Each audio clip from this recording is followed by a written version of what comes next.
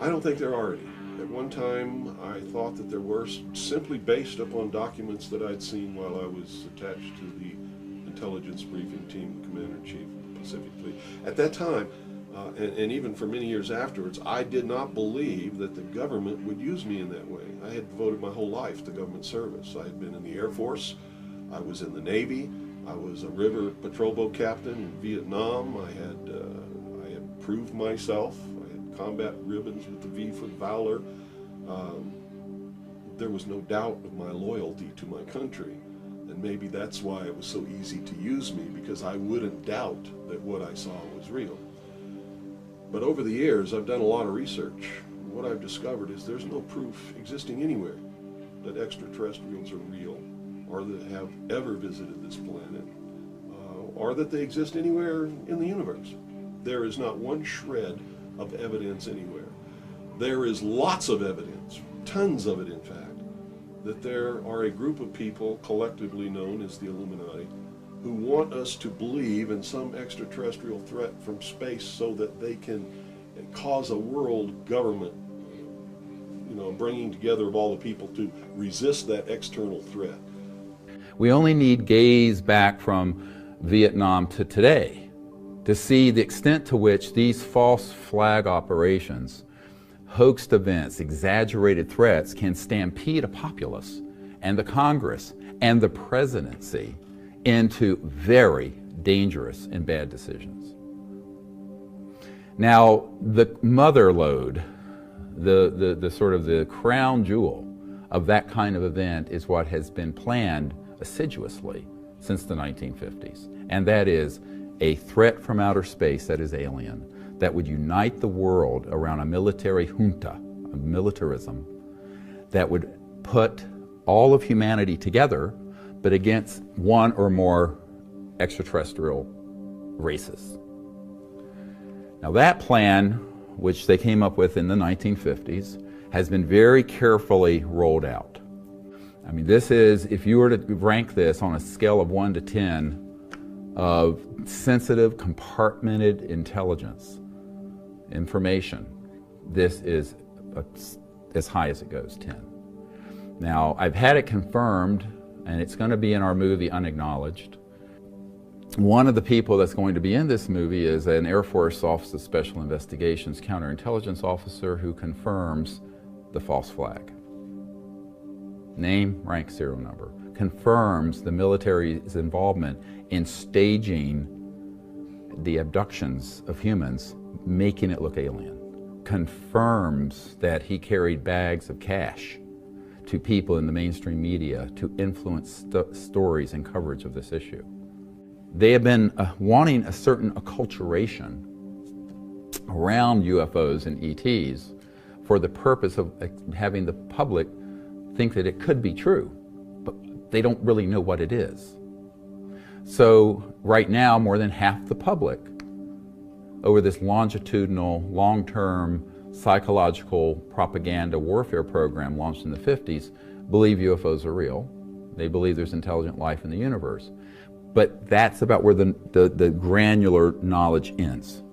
There's not a lot of granular knowledge, detailed knowledge of what all this is. There's another category, and this is more difficult to understand, and that is electromagnetic assets. And these include electromagnetic systems that could optically, like a very advanced hologram, simulate an event. Electromagnetic systems that have been called popularly electronic warfare systems that are psychotronic and radionic, that interface with consciousness and thought.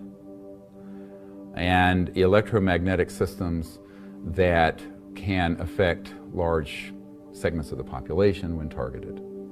Now, these began to be developed quite in an advanced fashion by the 40s and 50s. And by 1956, it had been accomplished to the point of state-of-the-art. And the first time that I saw any reference to that, I was reading some papers from the Carnegie Endowment Fund, and there was a record of a speech. Well, it was a dinner for Viscount Ishii, who Japanese delegation, the Japanese imperial delegation, in 1917. And John Dewey was one of the speakers. And the first sentence out of his mouth as I was reading this, I almost fell out of my chair, because this was in 1917. And he said the best way to cause all the people of the world to come together in one world government and end war forever would be if we were attacked by some other species from some other planet. And boy, that just clicked with me, and I knew that that this is just another scam. This is the age of deception. There's no doubt about it. And then 8 times during Reagan's administration, he inserted almost the exact same phrase into 8 of his speeches. I couldn't help at one point in my discussions privately with General Secretary Gorbachev, when you stop to think that we're all God's children wherever we may live in the world, I couldn't help but say to him, just think how easy his task and mine might be in these meetings that we held if suddenly there was a threat to this world from some other species, from another planet, outside in the universe. We'd forget all the little local differences that we have between our countries, and we would find out once and for all that we really are all human beings here on this earth together. Well, I don't suppose we can wait for some alien race to come down and threaten us, but I think that between us we can bring about that realization. In our obsession with antagonisms of the moment, we often forget how much unites all the members of humanity. Perhaps we need some outside universal threat to make us recognize this common bound. I occasionally think how quickly our differences worldwide would vanish if we were facing an alien threat from outside this world. And yet, I ask you, is not an alien force already among us? What could be more alien to the universal aspirations of our peoples than war and the threat of war? I think maybe I'd answer it this way. I keep, in my frustration sometimes, you know, actually, if you count some of the things going on in smaller countries and all, there have been about 114 wars since World War II. But I've often wondered, what if all of us in the world discovered that we were threatened by a power from outer space, from another planet? Wouldn't we all of a sudden find that we didn't have any differences between us at all? We were all human beings, citizens of the world, and wouldn't we come together to fight that particular threat? And it's a scam. That's what I can tell you. What they call UFOs, these craft that fly around the sky, are real. But they're not piloted by some little green guy from some other planet. They're owned and operated by the United States of America for one, the Soviet Union for another, probably Great Britain, Canada. I think the first really operable ones were probably manufactured in Western Canada, in the wilderness, in a place especially built to create those machines, like we created the Manhattan Project, and the same kind of secrecy surrounded it. So the technology is real. It's been kept secret, and it's been used to promote this concept that there's an alien threat to this earth. The cattle mutilations I've discovered in my research are nothing more than what's left after the government does its secret tests on the low-level radiation leakage from its atomic weapons assembly plants and atomic power plants. It's a low-level radiation monitoring project. And if you look at what's missing in the cattle, you'll see that it's just as clear as day. They take the lips, they take the tongue, they take a 6-inch patch of skin, they core out the rectum, the colon area, where those kinds of things would collect. They pass through the digestive system. On female cows, they take the udder to check for low-level radiation in the milk. This is being passed to the calves. And these are all grazing animals that graze on the grass where the radiation falls when it falls from the air.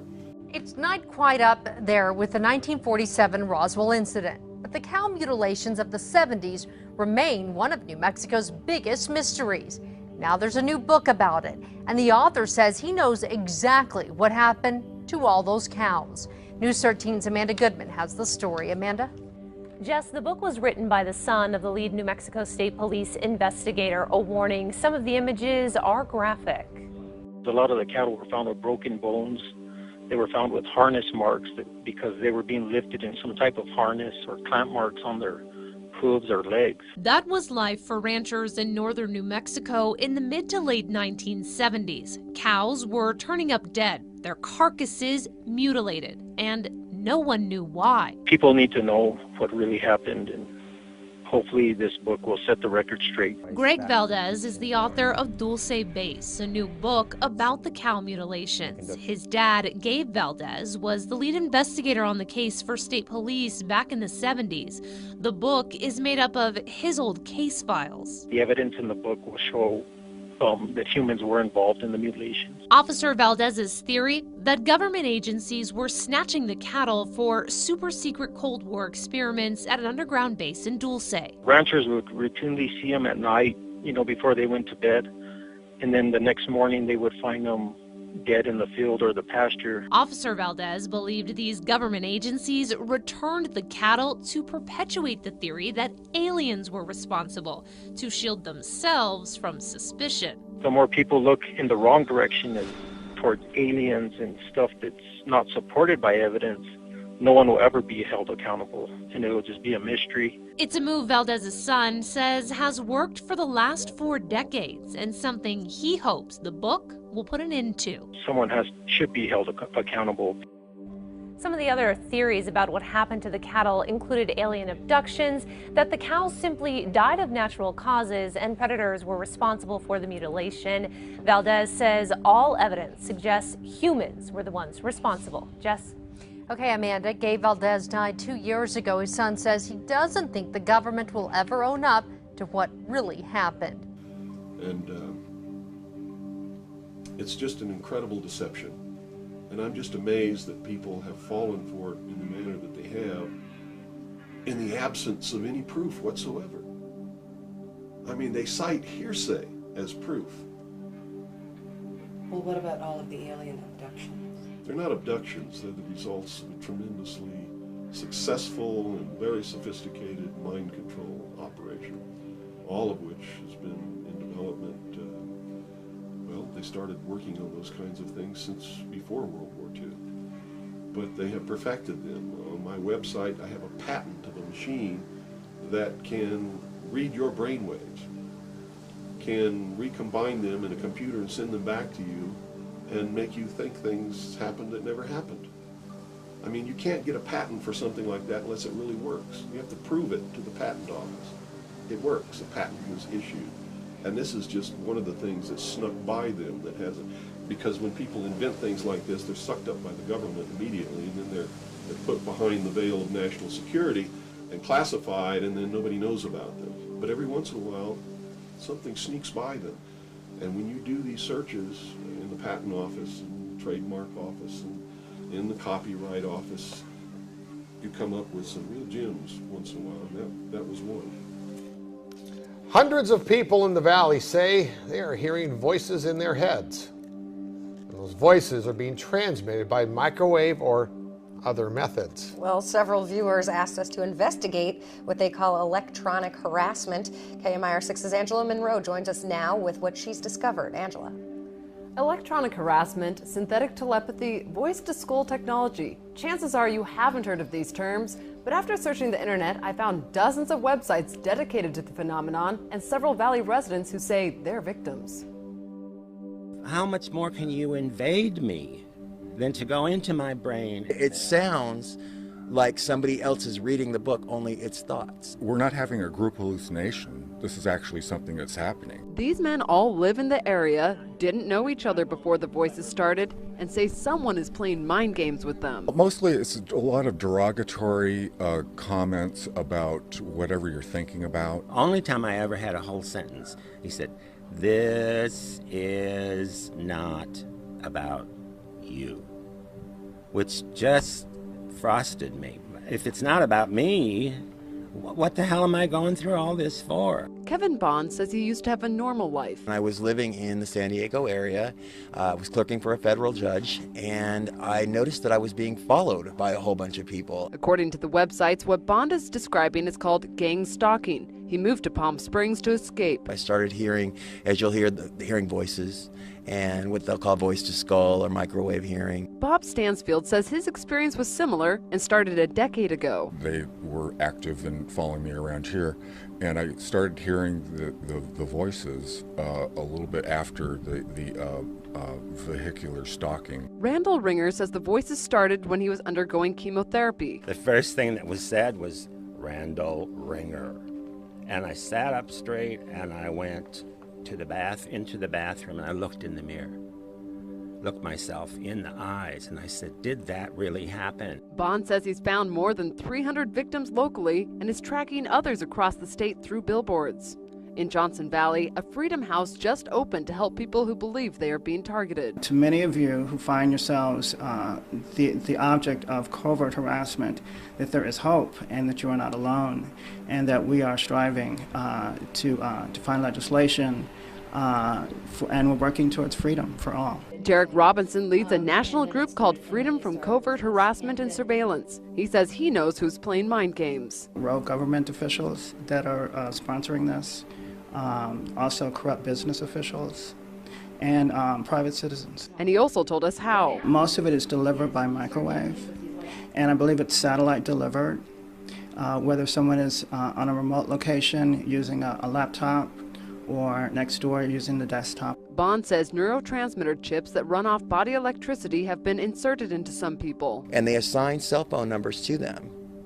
The cell phone numbers are then run through a computer, and a computer translates your thoughts. This crime has been available to the military for 60 years. We sat down with local psychiatrist Dr. Alan Drucker to get his professional opinion. There's no scientific evidence and there's no objective evidence to show that what they believe to be happening is factually true. So what does the doctor believe is behind these voices? Information that I found on many of these websites really confirms or is consistent with what I see in delusional disorders. But these men disagree. I've been to a psychiatrist and they gave me anti-schizophrenia medication and it did absolutely nothing whatsoever. However, Dr. Drucker says delusional disorder has no real medical treatment and is believed to start because of disrupted dopamine pathways in the brain. These pathways then start to fire or get triggered in the absence of actual stimulation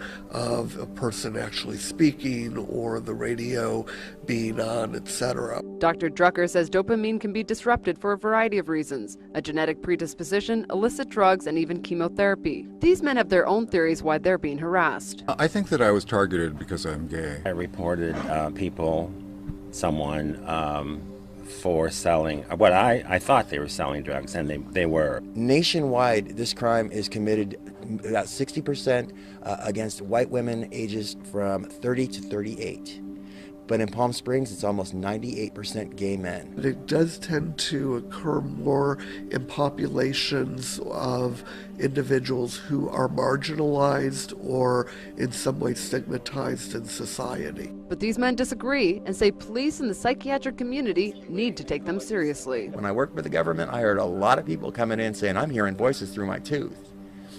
Now I look back and I think, are they like I am now and I just didn't pay attention? For them, the voices are a waking nightmare. Also, the congressional investigations into the intelligence community has revealed the existence of these programs. There's no secret about it. It's documented. Project Artichoke, Project MK Ultra, MK Naomi. I could go on and on and on all day long. And if you had the time in your movie, we could lay out all the documentation, which is official government documentation, and prove beyond any shadow of a doubt that it's true. Well, there was a large series of Senate hearings in the mid to late 70s, and then a whole round of declassification of documents. And basically not much of anything's been declassified since then. So we learned that The CIA was formed in 1947. Its first documented mind control program began in April 1950, which was called Bluebird, which was 3 months before the start of the Korean War. And the disinformation about that was that the mind control programs were all reactive to what the communist Chinese were doing during the Korean War, but clearly not true. And then there was just a series of projects. So Bluebird became Artichoke, which became MK Ultra, which became MK Search, which runs up to 1973. And then there was parallel programs, MK Naomi and a bunch of others. And they involved all kinds of different experiments, some of which sound like science fiction. Contracts with many of the major universities, with investigators cleared at top secret and knowing it was CIA money. Well, one of the experiments was done at Ionia State Hospital. This is MK Ultra, which is in Michigan. And all the psychiatrists involved who were cleared at top secret were former military doctors. And basically the experiment was they take incarcerated sex offenders who are in a mental hospital. They interrogate them using various kinds of drugs, marijuana, amphetamines, alcohol, and so on. And what they're trying to do is extract information from them about crimes they've committed for which they've never been charged. So the whole idea then being, well, if we can draw some information out of these guys, maybe when we're interrogating foreign agents, we can do the same. And there was a team called the Artichoke team, which did interrogations in safe houses on, they didn't say exactly who it was, but it was actual people of interest, foreign agents and so on. And the Artichoke team used the Artichoke method, which included IV drugs, alcohol, good cop, bad cop, sensory deprivation, sensory isolation, all these techniques that were studied under this series of programs. Let's see, this is now, we're in the late 50s into early 60s. In MK Ultra, a program that was called Operation Midnight Climax, which is extremely thoroughly documented. People who were former agents of what was the Bureau of Narcotics, which is now the DEA, basically built safe houses and built in those safe houses what looked like a brothel setup. And when you look at the requisitions, it's like satin sheets and all kinds of things to hang on the wall. And the guys running the program hired prostitutes to go out and pick up guys at bars, bring them back to the safe house, have sex with them, dose them with LSD without their knowledge, and the CIA guys would watch through a one-way mirror. So if that wasn't documented, you would just think somebody made that up. But that's what it is. It's not extraterrestrials coming down. The human body cannot pass through walls or roofs, or through windows that are closed. You know, this is all the product of the imagination and people's willingness to believe something because they want it to be true. I don't know why they would want it to be true. You see, because if it were true, these are not friendly aliens. They're doing some terrible things to people. If I were to kidnap somebody, pass them up through the roof, take them somewhere, and perform operations on them, and take samples of semen and ova from their, reproductive organs, and plant thoughts in their mind, and all this kind of stuff, and then bring them back, guess where I'd be right now? In prison. It's kidnapping. It's criminal. It's a terrible thing. So there's a morbid sense about all this too, as if people want to be hurt for some reason. I don't understand that. That certainly is something that somebody needs to look at. Why do people feel that this needs to be real? What in them says I want to be abducted and abused and kidnapped and raped and all of this stuff against my will? Because they seem to take some kind of satisfaction that this is happening. Stories of UFO sightings and alien abductions date back centuries. And unless President Trump declassifies the Area 51 files, rumors of aliens and the men in black who protect us will always remain. But my next guest says the rumors are true because he says He was abducted by aliens 45 years ago. Calvin Parker joins me now. All right, so Calvin, just so I understand this and we'll make it easy for the audience to understand, claim you were abducted when you were with a friend 45 years ago, and now that your friend has unfortunately passed away, you feel comfortable sharing it because he didn't want to really go too public with it. But let's start from the beginning. You were walking where and what happened? We were fishing. We actually got off work in Pascagoula, Mississippi, and was fishing at the old Shaw Peters shipyard, and that's where something come in from behind us, and I'm not for sure if it was aliens or what it was, but I'm just assuming it was. And they landed behind us, and 3 of them got out and took, 2 of them got a hold of Charlie, and 1 got a hold of myself. Okay, and 1 took us second. aboard. Okay. So when they were coming down, what were they in? Were they in some sort of spacecraft? Well, no, I was facing the river, and we just seen some lights behind us. So when we turned around, the light got so bright, and they was already there. We didn't even hear them land. They was probably the length of a football field behind us. So what did they look like when they came into your line of vision? Well, they had kind of gray wrinkled skin like a elephant or a manatee or something. And then when we got on board, one looked a little, you know, a little more like a human than an elephant like that, but kind of female-looking creature. Okay, so maybe a female alien. And then what did they do to you when they took you up in space or wherever they took you? Well, when I was aboard the ship, the female reached and run her finger down my throat and tried to mess with my nasal cavity, looked in my nose, and there was something that come out of the ceiling, and it just clicked about 4 times, and I figured it was like an X-ray or something, whatever they use. And it went back up in the ceiling. Then she summons the old Big Ugly when it come got me, and he took me back outside and set me down at the river. Okay. Were you terrified? How did you feel when you were being, I wouldn't, maybe probed is the wrong word, but examined by the female alien? I was scared. I was naturally afraid, and